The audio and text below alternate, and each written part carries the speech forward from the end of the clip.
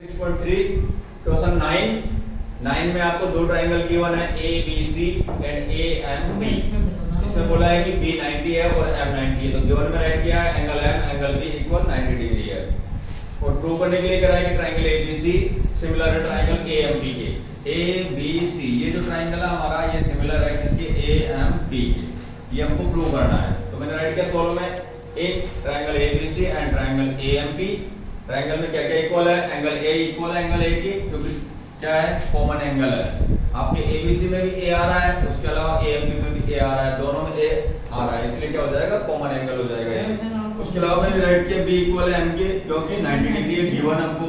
इस एबीसी का बी 90 है और एएमबी का एम 90 है हमारे पास, जो क्वेश्चन में गिवन है हमको कितना है 90 डिग्री।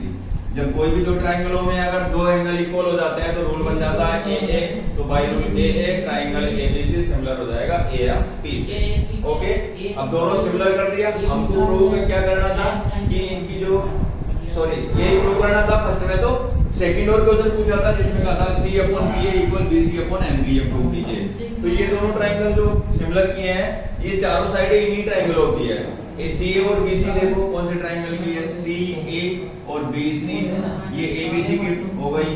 उसके अलावा पी ए और एम बी देखिए, पी ए और एम पी, ये भी हमारे ए एम पी की हो गई और दोनों को हमने सिमिलर प्रूव कर दिया।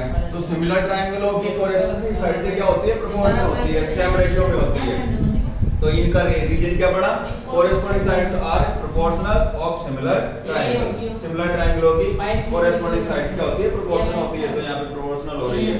चलो नेक्स्ट देखो क्वेश्चन नंबर 10 में गिवन है हमको ट्राइंगल एबीसी सिमिलर है एफ ई जी के। दो ट्राइंगल है, फिगर नहीं गिवन था, फिगर मैंने बनाया यहाँ पर। फिगर है हमारा ए बी सी, फिगर है हमारा ए बी सी और सेकंड है ई एफ ई जी। दो फिगर हम बनाए हैं, गिवन नहीं थे हमको। इसमें एंगल सी के बाइसेक्टर है सी डी, या एंगल जी का बाइसेक्टर है जी एच। तो ये हमने गिवन में राइट किया कि एबीसी गिवन सिमिलर है एफईजी के। बड़ा ट्रायंगल इस बड़े ट्रायंगल के सिमिलर है, ये हमको गिवन में है पहले से। उसके अलावा ये बाइसेक्टर है सीडी और जीएच, तो ये दोनों एंगल इक्वल होंगे, ये दोनों इक्वल होंगे। नेम राइट किया हमने एसीडी इक्वल होगा बीसीडी के, ईजीएच इक्वल होगा एचजीएफ के। ओके, अब प्रूव क्या करना है, फर्स्ट में हमको प्रूव करना है CD upon GH equal AC upon FG. ये साइडें प्रोपोर्शनल प्रूव करनी है हमको। तो हमने देखा कि कौन से ट्रायंगलों की साइड है, क्योंकि 3 ट्रायंगल तो इसमें बन रहे हैं, 3 ट्रायंगल इसमें बने हैं, 6 ट्रायंगल है। 6 में से हमको वो दो ट्रायंगल चूज करने हैं जिनकी ये साइड है। तो ट्रायंगल चूज किया मैंने सीडी और एसी से। सीडी और एसी कौन से ट्रायंगल की साइड थी, देखो सीडी ये हो गया और एसी ये हो गया, तो ये एसीडी का हो गया, इसलिए मैंने राइट किया इन ट्रायंगल एसीडी।